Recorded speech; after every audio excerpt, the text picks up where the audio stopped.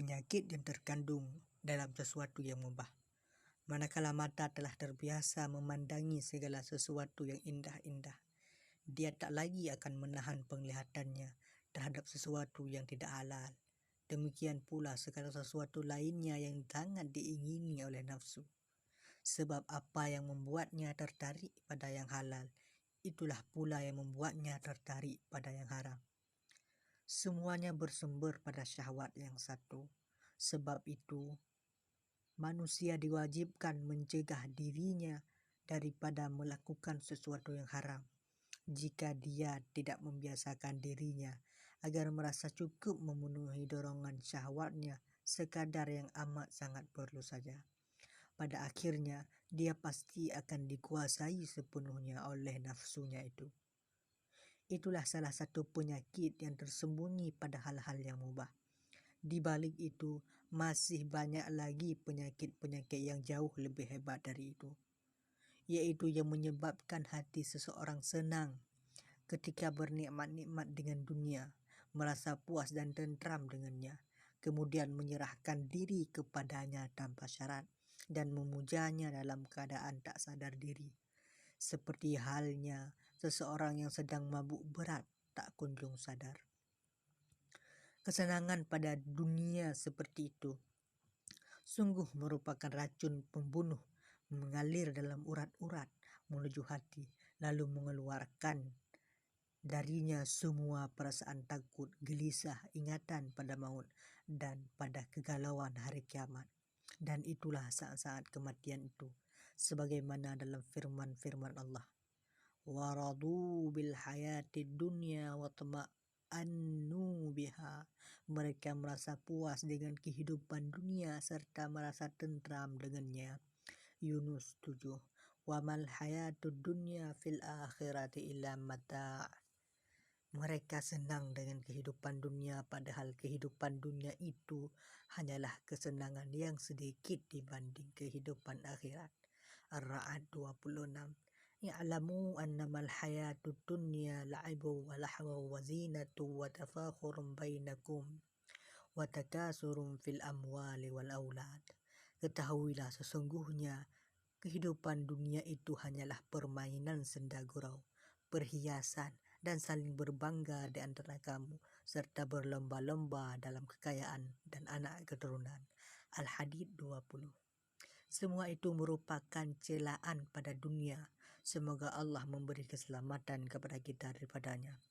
Itulah sebabnya orang-orang bijak di antara arbabul qulub, mereka yang tercerahkan mata hatinya, menguji hati mereka ketika sedang merasa senang dengan datangnya kesejahteraan duniawi. Hasilnya mereka mendapatinya ketika itu dalam keadaan keras dan liar, sulit menerima pengaruh dari ingatan kepada Allah dan hari akhir. Kemudian mereka mengujinya lagi ketika dalam keadaan sedih. Hasilnya mereka mendapatinya ketika itu dalam keadaan lembut, lunak dan bening, mudah menerima pengaruh zikir. Maka yakinlah mereka bahwa keselamatan baginya terkandung dalam kesedihan yang berlanjut, serta keterjauhan dari segala penyebab kesenangan dan kebanggaan. Selanjutnya mereka menyapihkan dari segala kelezatan dunia dan membiasakannya untuk senantiasa menjauh dari segala pelbagai dorongan syahwatnya yang halal, apalagi yang haram. Karena mereka meyakini bahwa yang halal darinya akan dihisab menghadapi perhitungan, yang haram darinya akan menghadapi azab, dan yang samar-samar antara halal dan haram akan menghadapi kecaman. Adapun kecaman merupakan sejenis azab, mengingat bahwa siapa saja yang dikecam, apalagi ditujukan perhitungan kepadanya, sesungguhnya dia telah merasakan azab. Demikianlah mereka menyelamatkan diri mereka dari azab hari kiamat dan mencapai kebebasan dan kejayaan yang berlanjut di dunia dan di akhirat, yaitu dengan menghilangkan darinya sifat yang liar dan buas dan menggantikannya dengan sifat-sifat patuh dan terdidik. Pertama-tama dipenjarakan di sebuah ruangan yang gelap dan dengan kedua matanya yang ditutup, agar dapat disapih dari kebiasaannya terbang di angkasa luas dan melupakan tabiatnya yang bebas lepas tak terkendali. Setelah itu didekatkan hatinya dengan memberinya daging untuk makannya, sehingga sedikit demi sedikit dia mengenal majikannya dan menjadi akrab dengannya, sehingga setiap kali dipanggil dia akan menjawab panggilannya, dan setiap kali mendengar suara sang majikan dia akan kembali kepadanya. Demikian itu pula jiwa manusia. Dia tak akan merasa akrab dengan Tuhannya dan merasa tentram dengan sebutan tentangnya, kecuali jika dia telah disapih dari kebiasaannya, yaitu pada mulanya dengan beruzlah, berkhalwat, mengasingkan diri dengan tujuan menjaga pendengaran dan penglihatannya dari segala sesuatu yang dia telah terbiasa dengannya.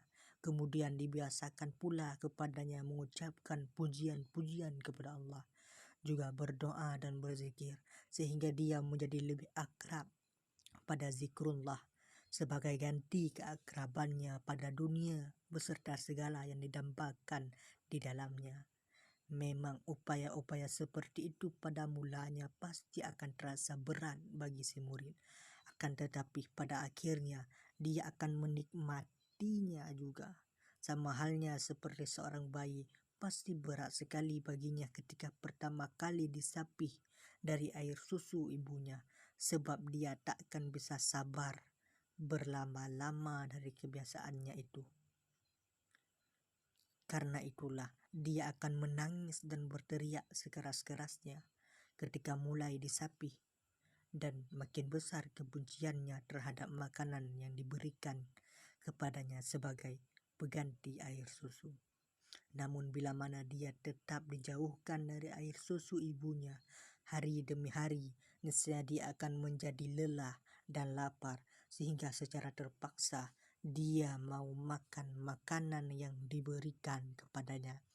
Dan setelah itu sedikit demi sedikit dia akan terbiasa dengan makanannya itu, sehingga seandainya dikembalikan lagi pada air susu ibunya, niscaya dia akan menolak dan meninggalkannya.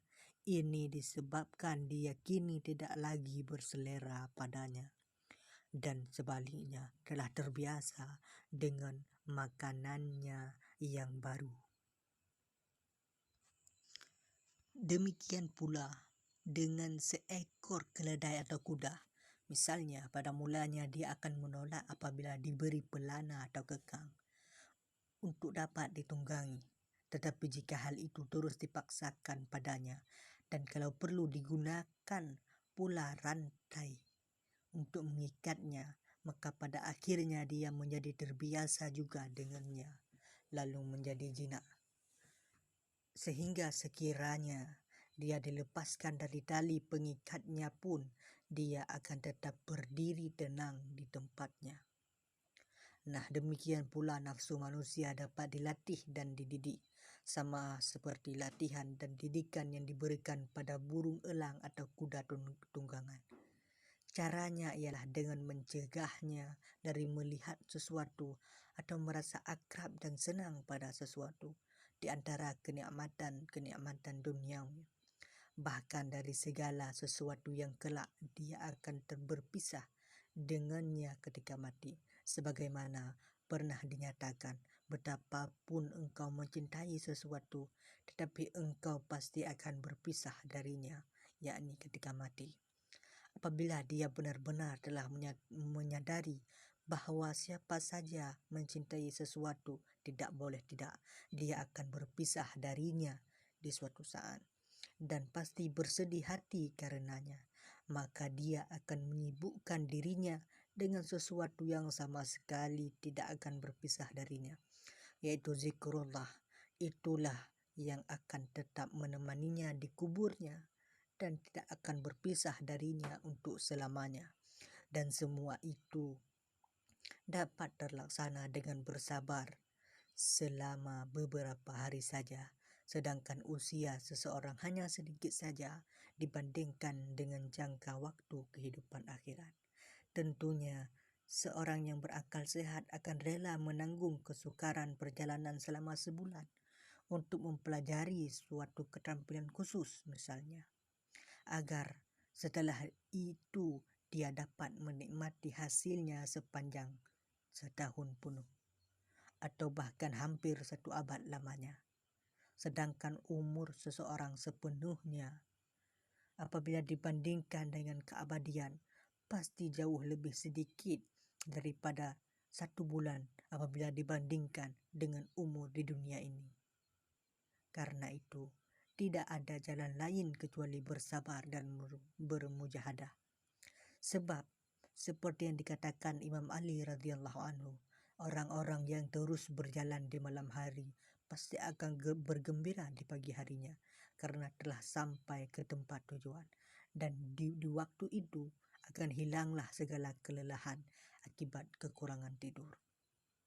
Adapun metode mujahadah, perjuangan melawan hawa nafsu, dan riyadhah pelatihan rohani bagi masing-masing orang tentunya berbeda sesuai dengan perbedaan situasi dan kondisi mereka.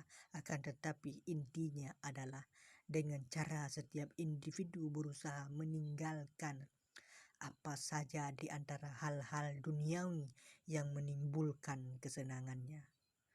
Orang yang merasa senang dengan harta, jabatan, kedudukan, atau dengan pujian terhadap kehebatannya berceramah, atau dengan kewibawaan dan kekuatannya dalam menjabat sebagai hakim atau wali negeri, atau dengan banyaknya para pengikut dalam pelajaran yang dia berikan. Semua yang menimbulkan kesenangannya itu hendaknya dia tinggalkan terlebih dahulu.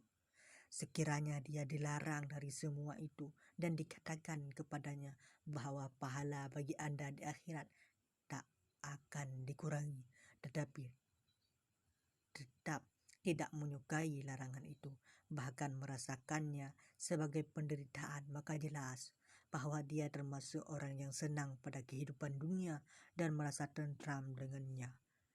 Ini akan menjadi penyebab kerugian bahkan kebinasaannya. Kemudian jika telah meninggalkan semua penyebab kesenangan itu, hendaklah dia mengasingkan diri dari khalayak ramai, lalu mulai menjaga hatinya agar tidak menyibukkannya selain dengan zikir mengingat Allah dan berfikir merenungkan keagungannya. Dan hendaklah dia terus mengamati kemungkinan timbulnya gejala-gejala syahwat dan keraguan-keraguan dalam hatinya, sehingga dengan demikian dia dapat segera menghapus sumbernya sama sekali. Sebab setiap keraguan-raguan ada penyebabnya, dan ia tak akan hilang kecuali dengan menghilangkan penyebab tersebut. Hendaknya dalam keadaan seperti itu dijaga terus sepanjang sisa hidupnya, mengingat bahwa jihad tidak ada batas akhirnya selain kematian.